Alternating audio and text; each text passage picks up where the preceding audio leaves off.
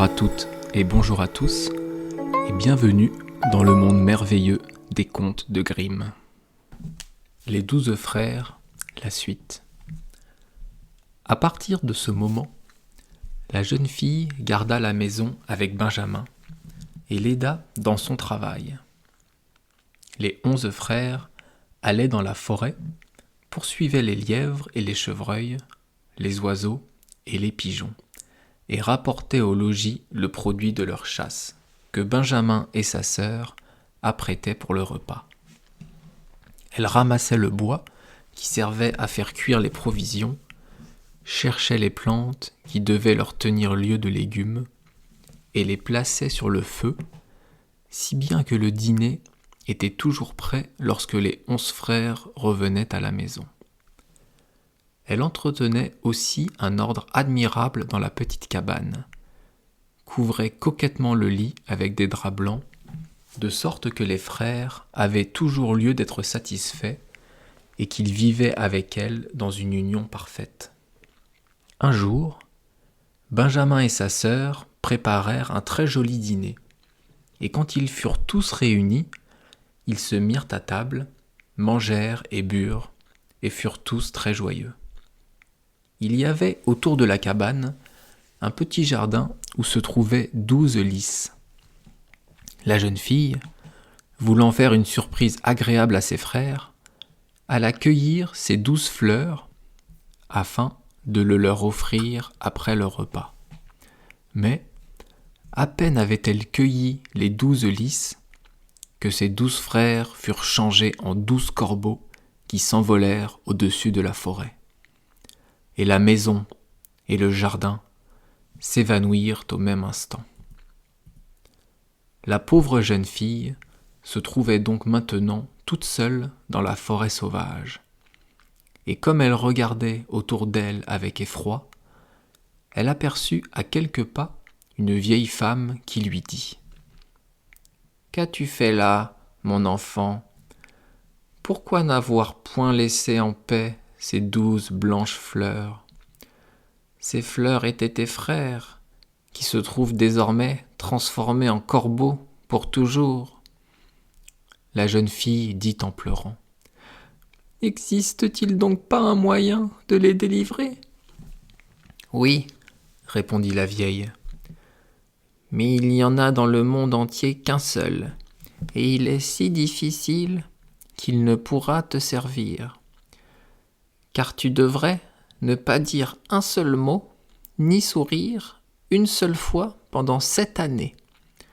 Et si tu prononces une seule parole, s'il manque une seule heure à l'accomplissement des 7 années, tout ce que tu auras fait serait inutile, et la parole que tu auras prononcée causera la mort de tes frères. » Alors, la jeune fille pensa dans son cœur : « Je veux à toute force délivrer mes frères. » Puis, elle se mit en route, cherchant un rocher élevé, et, quand elle l'eut trouvé, elle y monta, et se mit à filer, ayant bien soin de ne point parler et de ne point rire. Il arriva qu'un roi chassait dans la forêt.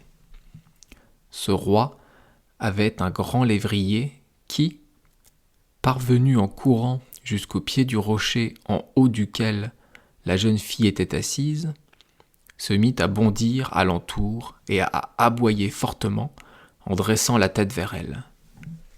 Le roi s'approcha, aperçut la belle princesse avec l'étoile d'or sur le front et fut si ravi de sa beauté qu'il lui demanda si elle ne voulait point devenir son épouse. Elle ne répondit point, mais fit un petit signe avec la tête.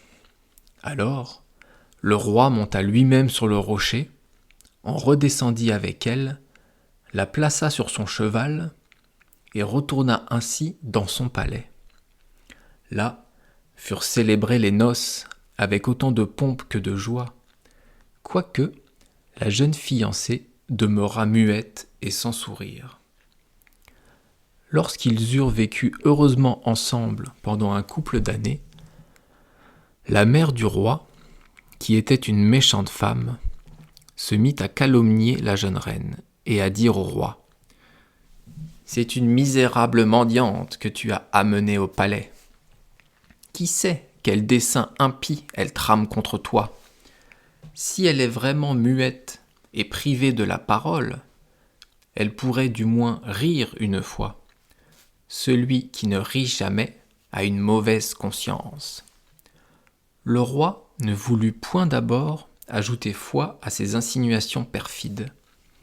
Mais sa mère les renouvela si souvent, en y ajoutant des inventions méchantes, qu'il finit par se laisser persuader, et qu'il condamna sa femme à la peine de mort. On alluma donc dans la cour un immense bûcher, où la malheureuse devait être brûlée vive. Le roi se tenait à sa fenêtre, les yeux tout en larmes, car il n'avait pas cessé de l'aimer. Et comme elle était déjà liée fortement contre un pilier, et que les rouges langues du feu dardaient vers ses vêtements, il se trouva qu'en ce moment même s'accomplissaient les 7 années d'épreuve. Soudain, on entendit dans l'air un battement d'ailes, et 12 corbeaux, qui dirigeaient leur vol rapide de ce côté, s'abattirent autour de la jeune femme. À peine eurent-ils touché le bûcher qu'ils se changèrent en ses 12 frères, qui lui devaient ainsi leur délivrance. Ils dissipèrent les brandons fumants, éteignirent les flammes, dénouèrent les liens qui garrottaient leur sœur et la couvrirent de baisers. Maintenant qu'elle ne craignait plus de parler, elle raconta au roi pourquoi elle avait été si longtemps muette et pourquoi il ne l'avait jamais vue sourire.